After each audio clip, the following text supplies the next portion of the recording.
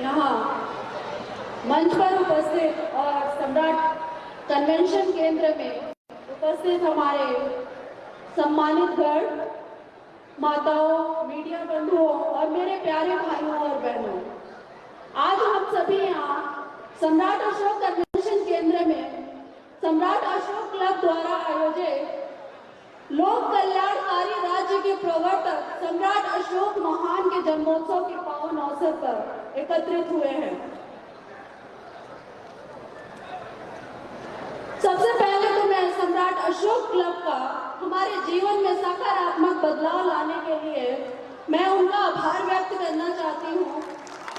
और मेरा मानना है कि सम्राट अशोक क्लब सिर्फ एक संगठन नहीं है, एक सोच है, एकता की मिसाल है, हमारी पहचान है, हमारी ताकत है और पूरे देश के लिए गौरव का एक प्रतीक है,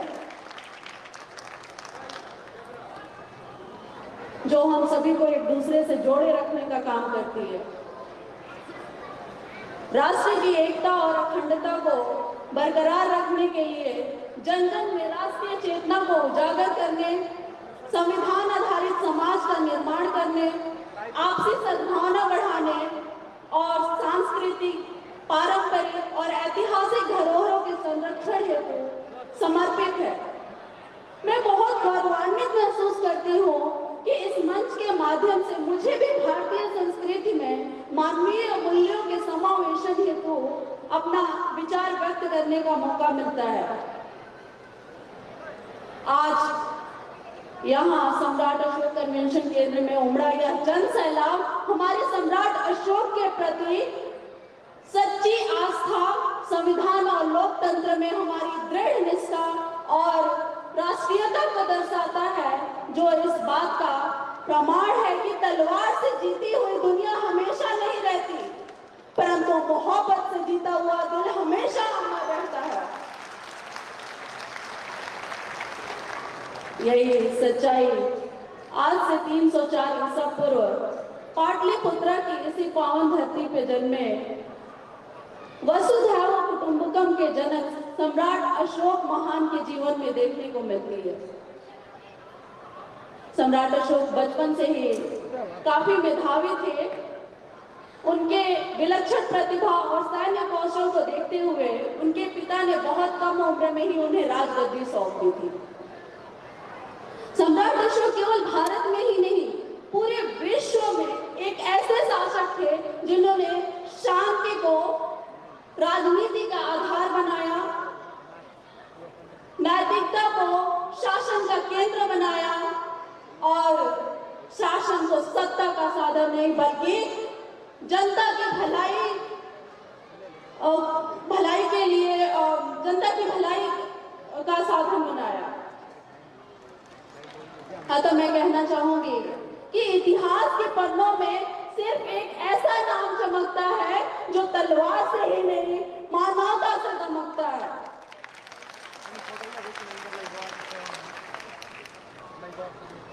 हमारे भारतीय इतिहास में कई ऐसे महान शासक हुए हैं, कुछ अपनी शक्ति के लिए जाने जाते हैं तो कुछ अपने युद्धों के लिए और कुछ अपनी बुद्धि के लिए जाने जाते हैं, परंतु जिस शासक को चक्रवर्ती के साथ साथ महान, लोक कल्याणकारी, प्रजापालक और देवानाम प्रिय जैसे नामों से उपाधि मिली, इन नामों से नवाजा गया, वो है सिर्फ और सिर्फ सम्राट अशोक महान।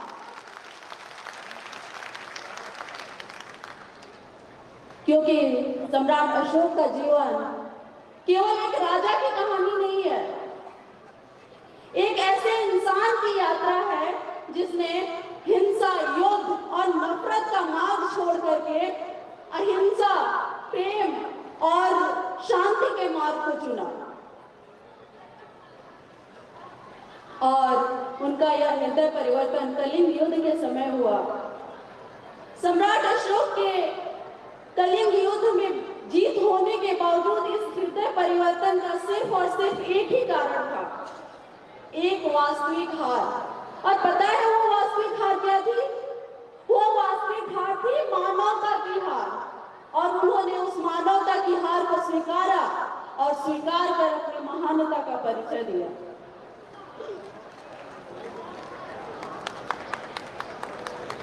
सम्राट अशोक ने पूरे विश्व में शांति का संदेश दिया और धम्म का प्रचार किया। अच्छा, सम्राट अशोक का ये धम्म है क्या? सम्राट अशोक का ये धम्म, अच्छा, सबसे पहले मैं एक बात आप लोगों से पूछना चाहूंगी कि आज हम सभी 21वीं सदी में जी रहे हैं और यहाँ जो बदलाव है, जो हमारे बिहार में बदलाव की जरूरत है, वो बदलाव केवल भारत में ही नहीं, पूरे विश्व में ही नहीं, पूरे भारत में नहीं, पूरे विश्व स्तर पे इस बदलाव की जरूरत है। आज हम विश्व स्तर पे हो रहे युद्धों के परिणाम हमारे सामने हैं, जो पूरी तरह मानवता को शर्मसार कर रहे हैं। तो मैं आप सभी से ये पूछना चाहती हूँ कि आज हम 21वीं सदी में जी रहे हैं, विज्ञान और तकनीक ने बहुत प्रगति कर ली है, परंतु क्या हम मानसिक और नैतिक रूप से आगे बढ़ पाए हैं? हमारे पास आज संसाधन है, हमारे पास आज ताकत है, हमारे पास आज तकनीक है, क्या पर क्या आज हमारे पास शांति है? नहीं ना। पूरी दुनिया युद्धों में उलझी हुई है, देश देश में तनाव है, हमारे समाज में नफरतें फैल रही हैं। तो ऐसे में हमें किसकी जरूरत है? हमें जरूरत है सम्राट अशोक की, उनके धम्म की। सम्राट अशोक का धम्म हमें सिखाता है कि सच्ची विजय, सम्राट अशोक का धम्म हमें सिखाता है कि सच्चा धर्म वही है जो हमें एक दूसरे को करीब लाए, न कि एक दूसरे से दूर करे। अच्छा, सम्राट अशोक का धम्म है क्या? तो मैं यहाँ कहना चाहूंगी कि सम्राट अशोक के धम्म को कई लोग धर्म समझ बैठते हैं।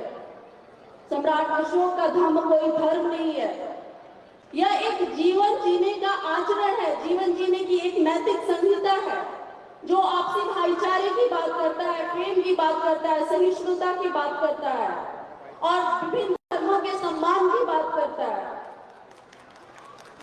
सम्राट अशोक का धर्म हमें शांति, प्रेम और नैतिकता के साथ जीने को सिखाता है। अतः मैं यहाँ सम्राट अशोक के धर्म के बारे में 2 लाइनें कहना चाहूंगी कि सम्राट वो है शांति का सबसे बड़ी पहचान, वो है मानवता की सच्ची आवाज, वो है शांति की सबसे बड़ी पहचान, मानवता की सच्ची आवाज, वो है सत्य, धर्म और दया की राह, करुणा का है वो निवास, वो है अखंड भारत का निर्माता, जिसके धम्म के आगे झुकता है ये सारा संसार, ये सारा आकाश।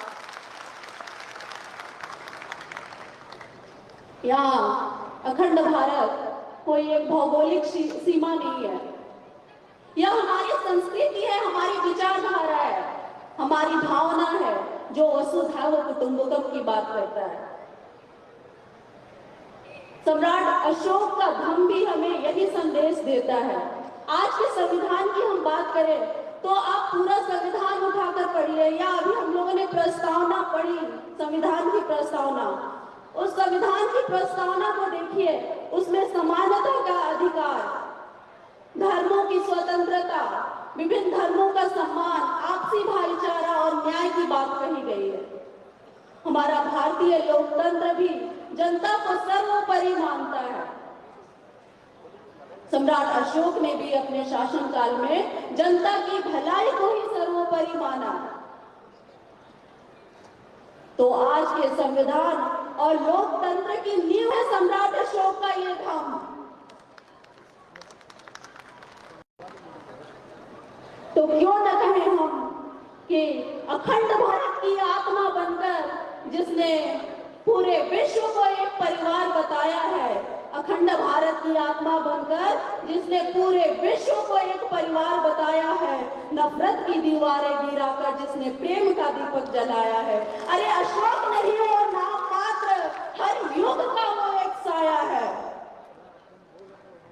तो आइए एक कदम आगे बढ़ाएं, हिंसा से शांति की ओर, स्वार्थ से मानवता की ओर और अहंकार से शांति की ओर। तो आइए आज इस अशोकाष्टमी के पावन पर्व पर धम्म का एक दीपक जलाए हम, अंधकार को दूर भगाए हम और सम्राट अशोक के आदर्शों पर चलकर एक नया इतिहास बनाए हम। इसी के साथ मैं सम्राट अशोक को नमन करते हुए मैं अपनी वाणी को विराम देती हूँ। जय सम्राट अशोक, जय भारत। धन्यवाद।